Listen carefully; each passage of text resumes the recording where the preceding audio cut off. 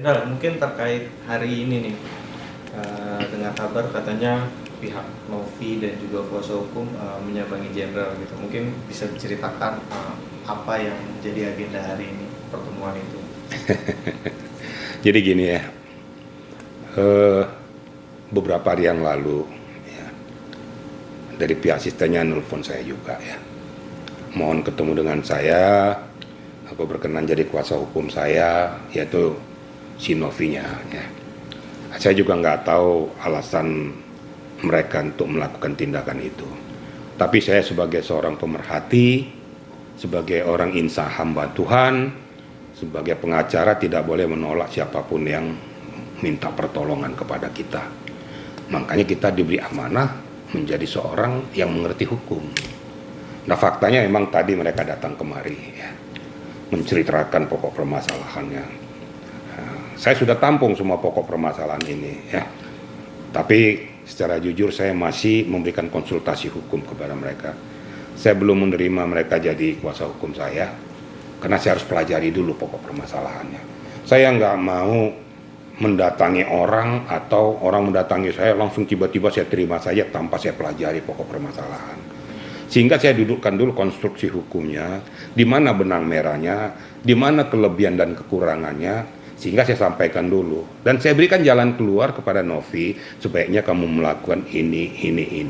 Sehingga kita berikan pencerahan lah kepada orang. Ya. Sehingga dia mengerti, memahami yang tadinya tidak mengerti bagaimana jalan keluarnya, akhirnya dia terbuka isi kepalanya. Itu yang saya jelaskan tadi kepada Novi maupun Gary yang datang ke tempat saya. Tidak lebih daripada itu, dan kalau dikatakan saya sudah jadi kuasa hukum, enggak. Belum. Tapi pada saat tertentu, pada saat dia masih dijepit, terpaksa saya akan melakukan langkah-langkah untuk menyelamatkan orang-orang yang telah berbuat baik kepada manusia yang lainnya. Mungkin begitu jawaban saya ya. Berarti tujuan utamanya tadi mendatangi Bang Riki ini untuk berkonsultasi dan sekaligus meminta untuk menjadi salah satu kuasa hukum juga berarti ya? Ya begitulah kira-kira ya permintaan daripada Novi. Ya, saya kasihan juga ya. Makanya saya bilang sebelum mereka memulai pembicaraan, saya terima kalian sebagai tamu saya. Ya. Dan yang kedua saya berikan pencerahan pada kalian. Kemudian jangan kalian melebar kemana-mana. Ya. Fokus aja kepada konstruksi hukumnya. Apa langkah-langkah yang harus kalian lakukan, itu yang saya sampaikan kepada kamu. Kalau menjadi kuasa hukum, untuk sementara saya pelajari dulu. Ya. Saya pelajari pokok masalahnya. Saya seperti yang saya katakan tadi, nggak mau terus ujuk-ujuk saya langsung, ya sudah saya kuasa hukumnya, saya siap untuk berhadapan dengan siapapun. Gak usah lah ya. Coba berikan suntikan, berikan pemahaman, berikan pencerahan kepada orang yang sedang meminta pertolongan kepada kita. Jadi jangan kita langsung tendensius, mumpung ini kayak gini, janganlah. Kita sebagai insan hamba Tuhan saling menolong lah. Tujuan saya menolong aja deh, mencarikan cerahan, konsultasi hukum yang benar saya sampaikan dengan baik. Mungkin itu. Jadi untuk masalah kuasa hukum itu untuk sementara saya masih pelajari dulu ya. Bang, saya belum menyatakan itu ya.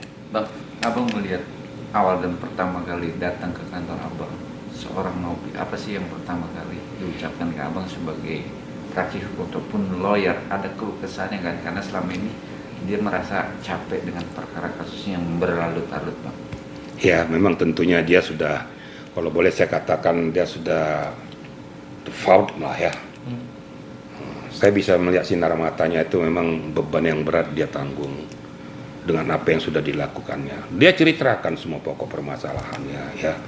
Awal mulanya bagaimana bertemunya dengan Agus ya. Kemudian juga diceritakan bagaimana kesepakatan yang mereka lakukan. Kemudian awal pertama ternyata rupanya Novi sudah memberikan uang itu kepada yang bersangkutan dari beberapa donatur-donatur untuk dipergunakan. Ternyata kan tidak cukup yang 35 ini kan gitu. Nah kemudian mereka bersepakat, oke, saya bantu kamu, saya akan melakukan, saya panggil untuk podcast dengan Denny Sumargo, sehingga melihat komposisimu, melihat kondisi tubuhmu, agar muncul empati masyarakat, yang akhirnya muncullah para donatur. Nah dalam perjalanannya ini ya, saya sudah lihat semua ya, perjalanannya ternyata tanpa sepengetahuan Novi ini dikirimlah rekeningnya si Agus ke Denny Sumargo. Awal mulanya si Novi nggak terlalu pusing lah, sudah lah yang penting berjalan. Tapi ada istilahnya keterangan dari Pak Agus menyatakan cuma 500 juta. Nah, ternyata setelah ditelusuri ternyata masuklah kita ke bagian mutasi rekeningnya, dicek lah. Ternyata terakumulasi kurang lebih ya 1 miliar 400 sekian gitu ya. Ya kurang lebih 1,5 lah. Setelah dicek kemana aliran dana ini, ternyata 95 juta sudah menguap, udah habis menguap. Kemudian 300 juta berpindah pada Helmi, wawanya 50 juta. Nah kok bisa seperti ini, kok tidak sesuai dengan peruntukan, ini kan peruntukan untuk obat mata. Nah makanya dimintalah bagaimana caranya supaya ini jangan seperti ini. Saya akan mempertanggungjawabkan kepada para donatur. Apa nanti jawaban saya sesuai dengan podcast saya dengan Denny Sumargo. Loh ternyata kok bergunakan pada yang lain. Akhirnya pindahlah ke bank, persetujuan pihak keluarga. Nah ini kembali konstruksi hukum. Tidak mungkin ada pemaksaan kalau seandainya dengan tidak rela dia memindahkan itu ke rekeningnya Novi, rekening yayasannya. Nah, ternyata ditelusuri lagi ada 300 juta di Helmi, 50 juta juga akhirnya diakumulasi, dikembalikanlah. Sudahlah Bu Novi selesaikan aja biar atas nama yayasan aja untuk mengobati Agus. Dan itu fasilitator juga termasuk orang tuanya, keluarganya. Sudah serahkan aja kepada yayasan. Ada semuanya, ada rekamannya, ada semua. Ada rekamannya, saya dengar semua kok. Jadi nggak bisa terbantahkan ya. Jadi kalau ada yang menganulir itu ada rekamannya. Nah setelah itu masuklah semua ke yayasan itu. Nah adanya ikatan perjanjian, oke, kamu berobat dengan ini. Ya, semula si Agus oke. Nah nggak mungkin ada penanda tangan di perbankan, di bank tanpa daripada pihak yang menyerahkan. Itu kan sah secara hukum. Di mana unsur pemaksaannya? Kalau dia tidak terima atau dipaksa untuk menyerahkan uang itu, ya nggak mungkin dong bisa terjadi peristiwa itu. Kalau dia nggak mau masukkan gimana? Nggak akan terjadi. Paling ya peristiwanya ya peristiwa gugat-menggugat ataupun peristiwa pelaporan penyalahgunaan daripada peruntukan uang. Paling itu yang terjadi. Ya nyatanya berpindah kok. Nah unsur paksanya di mana? Unsur pemerasannya di mana? Ini yang perlu kita telusuri. Makanya saya katakan tadi, ayolah sama-sama kita menggawangi dengan baik, dengan jernih. Konstruksi hukum kita luruskan. Jadi jangan setelah mendengar, jangan Novi terus menjadi beban bagi dia, seolah-olah dia mau menggawangi daripada uang tersebut. Perlu saya luruskan di sini bahwa pengambilan alih itu ke yayasan ya, uang donatur yang di bawah yayasan Novi, bukan uang yayasan. Saya sudah jelaskan sama Novi ya. Ini bukan uang yayasan tapi uang donatur yang digawangi oleh yayasan Novi karena Novi sebagai inisiator dan penggagas. Biar Novi juga paham. Jawaban Novi memang sesungguhnya saya juga seperti itu Pak. Oke, berarti clear. Nah nanti kalau seandainya Agus, mudah-mudahan dia terbuka mata hatinya, berkoordinasi dengan kamu, bisa menyelesaikan masalah ini, kemudian kamu dia bawa berobat kemana dengan menggunakan yayasan itu yang sudah dikumpulkan, siap. Nah, terus apa masalahnya lagi? Ya tinggal pihak Agus mau nggak dengan rendah hati, ya turut berkolaborasi, turut menyelesaikan ini supaya jangan bias kemana-mana, jangan dikatakan Novi nanti mau mengkangkangi uang ini. Enggak, saya sudah tanyakan baik-baik kok. Kalau kamu mengatakan tuangmu, saya tidak mau konsultasi hukum dengan saya. Tapi kalau kau mengatakan bahwa itu peruntukan untuk obat, ya kalau pihak Agus bersedia, ada kesepakatan, saya akan lindungi kamu. Nah, si Novi dan Giri menyampaikan siap. Itu kira-kira yang disampaikan oleh yang bersangkutan kepada saya. Ya. Oke, Bang, Abang kan sudah konsultasi menjabarkan apa Novi yang terjadi saat ini, ya kan? Tapi kan juga ada para netizen atau PHP lain mengecam dia, ya kan, dengan arti kata mengecam. Abang sudah memahami fakta yang terjadi. Ada sedikit nggak Bang tersentuh suatu saat memang ini perkara panjang untuk menjadi lawyernya semua? Kan saya udah awali tadi, saya tidak berpikir, udah paham nih ya, kronologisnya. Saya tidak berpikir bahwa saya berharap supaya Novi untuk menunjuk saya juga di lawyer, saya tidak. Tapi saya sebagai manusia insan hamba Tuhan, saya berusaha untuk memberikan pencerahan hukum. Itulah gunanya kita mengerti, memahami hukum. Amalkanlah hukum itu untuk mencerahkan orang lain. Nah, nyatanya setelah saya cerahkan mereka semua, konsultasi hukum saya sampaikan ya. Ini saya sampaikan ya, ini pencerahan hukum saya cuma-cuma loh, ya enggak, saya dari rasa empati saya, jangan dikirain ada pakai pencet amano, enggak ada. Datang sini, saya layani, saya kasih minum, saya kasih ini, saya berikan pencerahan. Ya alhamdulillah mereka pulang dengan wajah yang cerah, sudah mengerti apa yang mereka harus lakukan. Tentunya saya memberikan pencerahan itu sesuai dengan konstruksinya saja. Saya pesankan kepada Novi, jangan kau melebar kemana-mana, ya. Tetap aja berbicara tentang masalah donasi, mengobati antara Agus dan dirimu. Tentunya kalau kalian berkolaborasi, libatkan Denny Sumargo di situ, supaya clear semuanya. Apapun alasannya, jangan abaikan kepanjangan tangan Denny Sumargo melalui podcastnya. Ayolah sama-sama saling menghargai. Gitu kira-kira ya. Tapi sebenarnya tuh dari keinginan dari Novi sendiri itu apa sih, Jenderal? Mungkin sempat cerita nggak ke Benar sendiri? Ya keinginannya Novi itu gampang. Dia sebenarnya tidak mau pusing sebenarnya. Asal semua konstruksi itu berjalan dengan baik. Kan gitu. Dia sudah sampaikan sama saya. Kalau seandainya pihak Agus itu nggak ngotot, kemudian nggak memaksakan kehendaknya sesuai dengan keinginan mereka, ya kami ayo friendly saja. Yang jadi masalah kan sekarang ya, bahwa Agus yang merasa ini uangnya, itu ya jadi problem. Saya pergunakan kemana saya, terserah saya, lo enak banget hidup ini.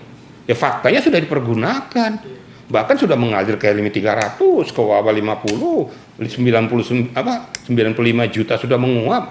Berarti kan tidak sesuai dengan konstruksi lagi.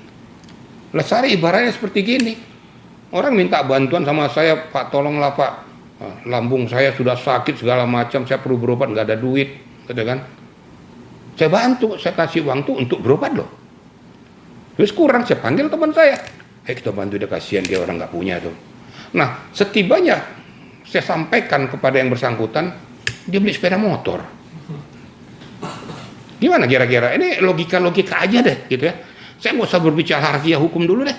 Logika alam pikir manusia biasa. Kira-kira marah nggak kita kalau uang yang kita kasih untuk peruntukan yang dia minta disimpangkan kepada kepentingan yang lain? Nah ini yang saya minta, ayolah jernih kita berpikir, ayolah sama-sama kita memperhatikan ini dengan mata yang betul-betul terbuka. Jangan kedepankan ego. Ini pesan saya, siapapun mau Novi, mau si Agus, mau Denny, mau donatur yang menguasakan juga, duduklah sama-sama, selesaikan masalahnya. Jangan kedepankan emosi, jangan kedepankan kehebatan kita, tapi kedepankanlah penyelesaian ini supaya tuntas. Kan itu yang dibutuhkan kedua belah pihak. Agus juga saya minta, sudahlah kamu nanti kok makin lama kamu seperti ini, kamu bukan makin bagus, ya. Akhirnya matamu makin sempit, makin tidak bisa diobati, uang nggak dapet, gara-gara ego pribadi. Sudahlah, bersyukurlah. Saya bilang berkali-kali sekali, bersyukurlah. Seorang yang minta bantuan pasti akan merendahkan dirinya, merendahkan hatinya. Namanya kita minta pertolongan. Sudah kita minta tolong, ngotot pula lagi kita. Wah, ini. Jadi ada istilah saya tuh gini loh. Ya mohon maaf, ini ada anekdot saya ya. Sudah naik bus, duduk, mohon maaf, buang angin, nggak bayar lagi. Nah, parah nggak tuh kira-kira? Itu analogi saya seperti itu. Udah nggak bayar, dia buang angin lagi, bikin bau semua orang lagi. Ini kan jadi bau semua nih. Jadi nggak jelas. Ya, itulah analogi saya. Ya kira-kira gitu ya, kira-kira. Mungkin ada wejangan apa setelah adanya pertemuan tadi dari Bang Riki sendiri kepada Novi dan juga tim layan? Ya, wejangan saya kepada Novi, tetaplah takwa saja ya. Tetap berpikir lurus. Ingat keinginan kau semula untuk membantu orang secara tulus dan murni. Itu aja lakukan. Nggak usah terpengaruh dengan pihak manapun. Kalau ada masukan-masukan yang buat menyesatkan ini, hindari. Kau berpikir sudah lurus, ajak kembali berkomunikasi dengan baik. Selesaikan, tuntaskan. Ya. Agus juga kalau diajak berkomunikasi untuk menyelesaikan ini nggak usah lagi keras kepala, ya. Ingat baik-baik, bukan uang Agus, ini selalu saya pesankan, bukan uang Novi, bukan uang Denny Sumargo, uang donatur yang dikumpulkan melalui inisiator penggagas Novi di yayasannya. Ya.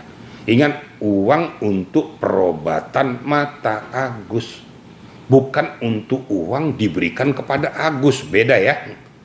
Jadi biar tahu konstruksi hukumnya. Ini aja sama-sama kita cermati. Udahlah, nggak usah melebar kemana-mana lah, kita nyamber sana nyamber sini.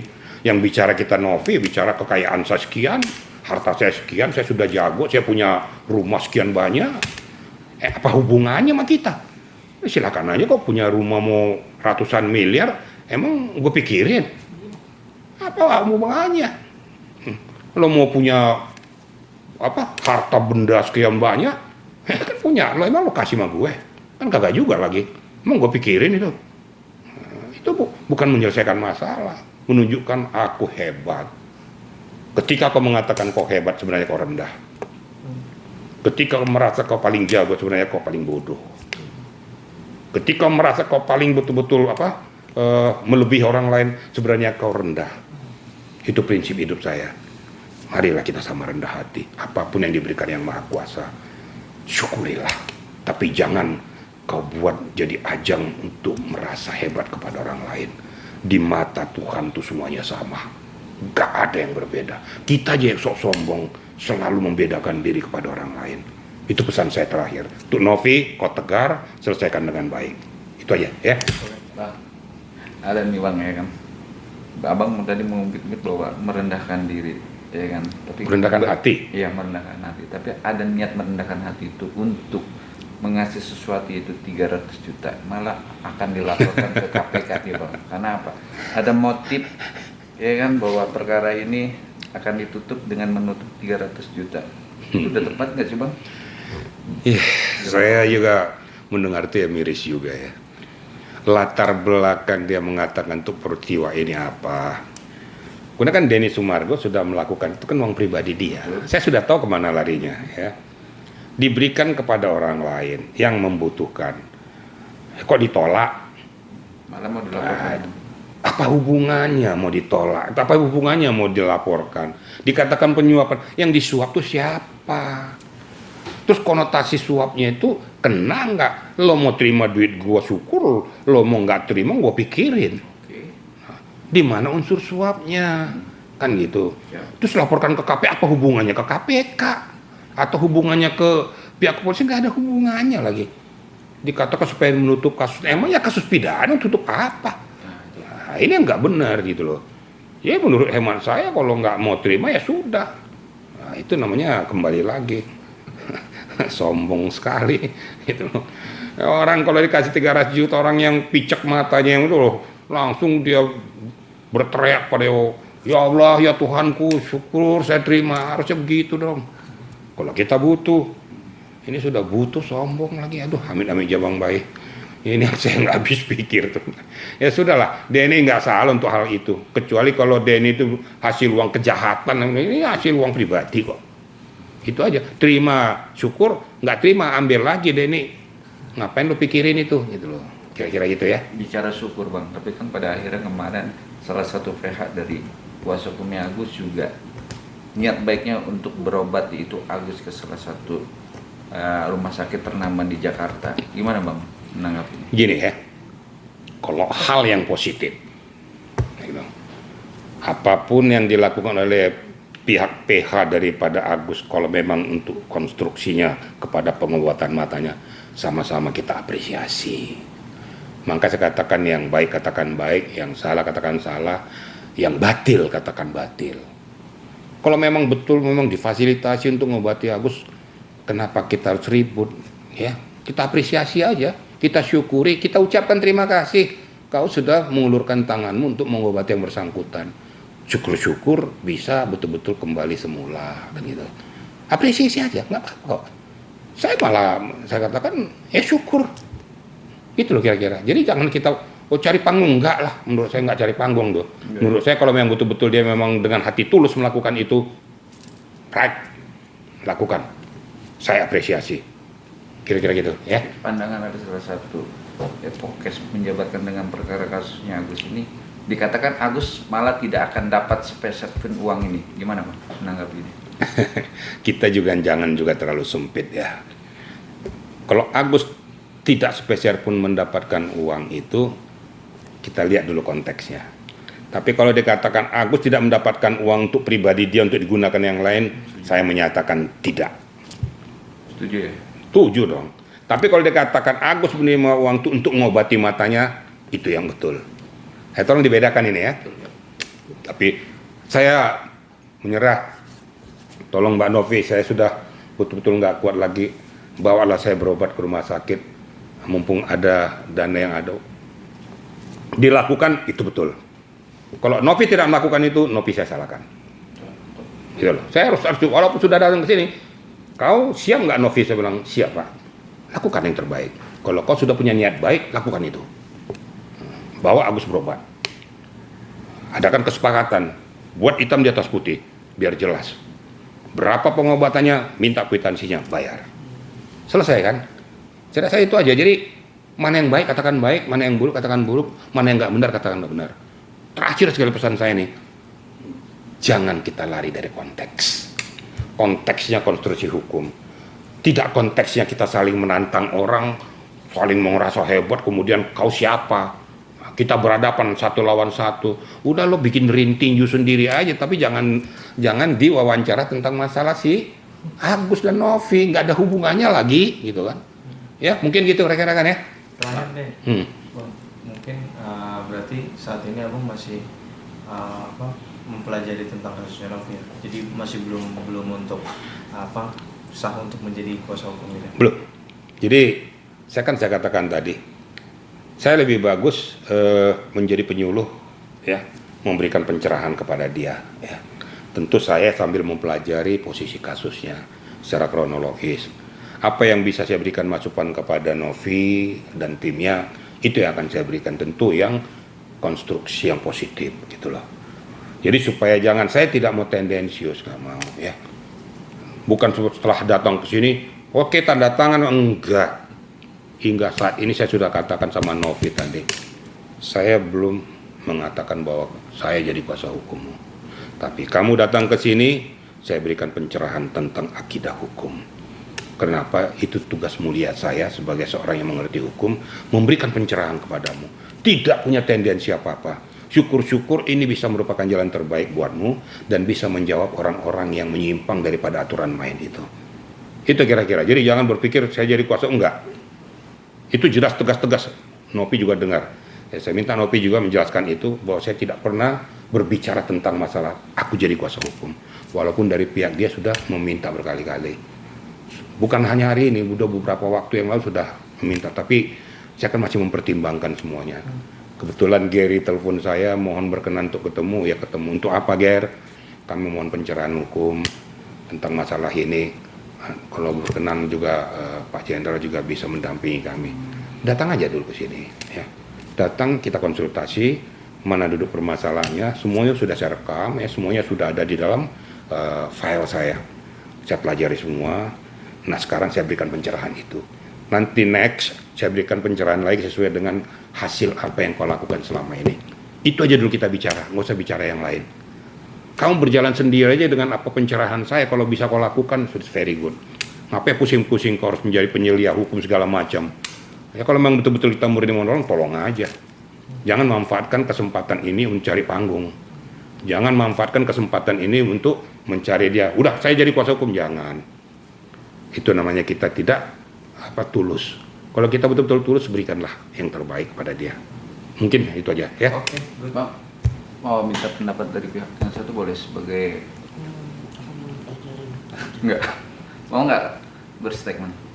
Enggak, maksudnya kan dia sebagai wanita juga kan, ya kan pun lawyer juga. Ya kan, maksudnya ya kan, masalah Novi. Iya, yang Agus kan juga punya istri gitu loh. Menanggapin gimana sih ya kan seorang istri yang kita anggap punya perkara disiram dan akhirnya donasi ini jadi kerisu. Harusnya gimana sebagai ibu dan juga sebagai lawyer menanggapi gimana? 2 kata 3 kata aja. Gitu aja sih Bang. Okay. Gimana Bang? Boleh silakan. Apa-apa ya? Oke. Dengan siapa? Sandy. Mbak Sandy sebagai lawyer juga dan sebagai ibu rumah tangga juga yang punya seorang suami, ya kan, melihat perkara kasusnya si Agus yang disiram dan akhirnya terjadilah kebutaan dan akhirnya masuklah donasi.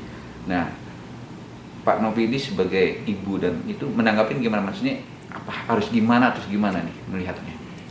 Kalau dari statement saya pribadi ya, sebagai seorang perempuan juga sebagai seorang istri dan juga lawyer, sebenarnya ini kan yang seperti tadi Bapak sudah jelaskan, uang donasi ini diperuntukkannya untuk berobat gitu kan. Mungkin kalau boleh kasih saran ya, kepada istrinya Mas Agus, seharusnya sebagai seorang pendamping sebenarnya kita bisa mengawal amanah dari orang banyak ya, kurang lebih kayak gitu ya Pak ya, amanah dari orang banyak terkait uang tersebut digunakan untuk berobat, ya lebih baik untuk digunakan untuk berobat, bukan untuk kepentingan lain, itu aja sih. Jadi sebagai istri yang kita anggap suami juga ada musibah kayak gini, support ya dengan jalan yang lurus dan sesuai struktur. Iya, pastinya. Pengobatannya ya. Betul. Ya memang untuk digunakan untuk berobat ya berobat, untuk kepentingan lain ya seharusnya sebagai istri mengingatkan lah apabila suami sudah keluar jalur kan seperti itu, seharusnya kan seperti itu sih. Siap.